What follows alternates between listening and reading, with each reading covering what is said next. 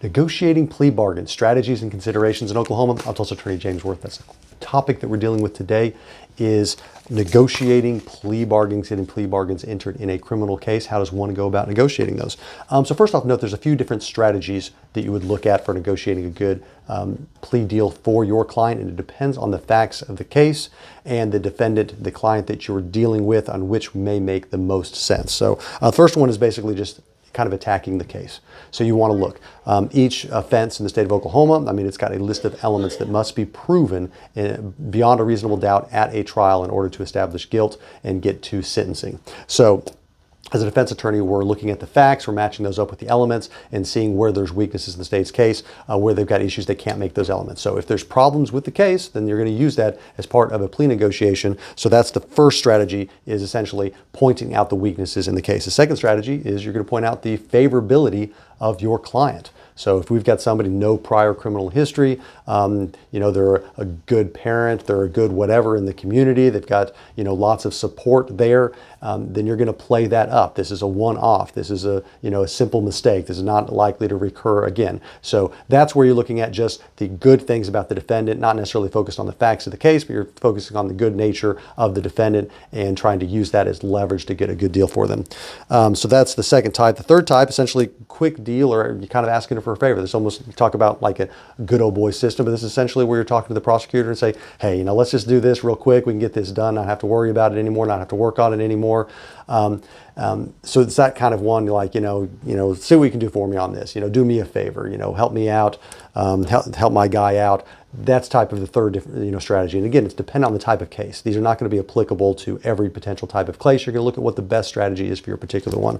Fourth one I'll talk about is just a more practical type of arrangement, looking for a plea agreement. So this would be one where maybe there's some restitution that needs to be paid back. So let's talk about paying restitution. Well, my client's not going to do very well paying restitution if he's incarcerated. However, when we can work out a deal to put him on a deferred sentence, not a suspended where he's convicted, then he can maintain his job. And if he maintains his job, then he's making money that he can pay towards restitution, and you can have him on probation, and you can have a condition of that probation to make sure he's paying that restitution. So practically speaking, it would be a disservice to the victim in that case to have him go in custody where he's going to be less able to pay the restitution back to the victims. So that's more of a practical determination or practical consideration as part of a strategy for negotiating plea deals. So those are the four kind of talked about strategies, pointing out the weaknesses, pointing out the good in your client, kind of working for a quick deal or a favor, and looking for a practical determination. And what's appropriate in one case is not going to be the same thing that's appropriate in the other case, and multiple of these strategies may make sense in the right case.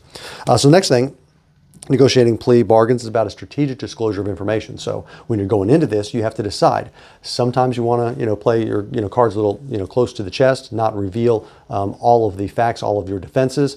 So you strategically got to find that out. Okay, you're more likely to make more progress in plea negotiations if you provide more information regarding weaknesses in the case. On the other hand, if it looks like this is a case that you're not likely to do that, strategically it may make sense to hold on to that information. Even though it decreases the chances of a good plea deal, it also may help you when you ultimately go to trial. So you have to weigh those couple things.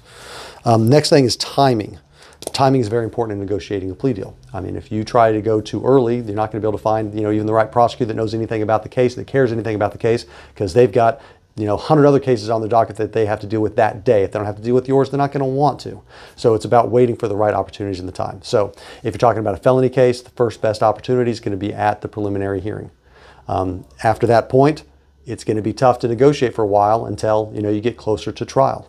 Particularly in larger counties like Tulsa County, these prosecutors are overworked. They've got a lot of different cases. They can't afford to waste a lot of time on yours if it's not even on their docket that they have to do.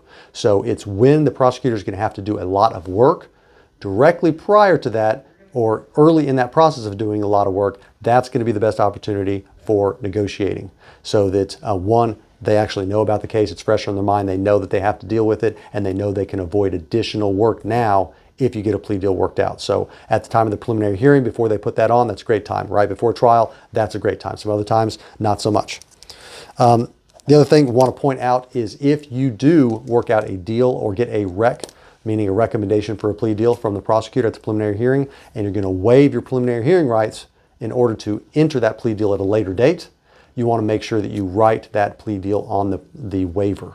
so that you can show that you're waiving your right to preliminary hearing in exchange for the prosecutor keeping that plea deal offer open, so that if they try to renege on that, take it back later, you can request your preliminary hearing back. You definitely want to make sure you do that. It's a big mistake if you don't do that.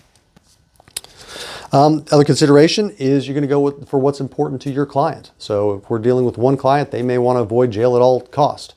And other clients that have maybe been more involved with the criminal justice system, they see things differently. They want to avoid probation at all costs. So they can do a little bit of jail time and then not have probation after. Some people prefer that. Other people have more financial means. They might say, hey, let's talk about increasing those fines and costs to get the state something to make the prosecutor happy there, so we can avoid something they don't want to do, such as jail time or avoid a conviction. Restitution, something if you got funds available to pay restitution more quickly, and that's something that's easy for the defendant to give up, then they can give that up to make the state prosecutor, happy on other things. So that's going to be the other factor, is you want to look at what's important to your client, because what's important to one client is not going to be the same to other clients. So that's going to factor into how you handle that plea negotiation. So that pretty much goes over the points we want to talk about in negotiating a plea offer with the state. If you're dealing with a circumstance, though, then the answer I'm going to give you is going to be more specific to your specific case. And to give legal advice, I've got to hear your specific facts. So if you'd like to get legal advice regarding your case, you want to schedule an appointment with an attorney in my office, go online to makelaweasy.com.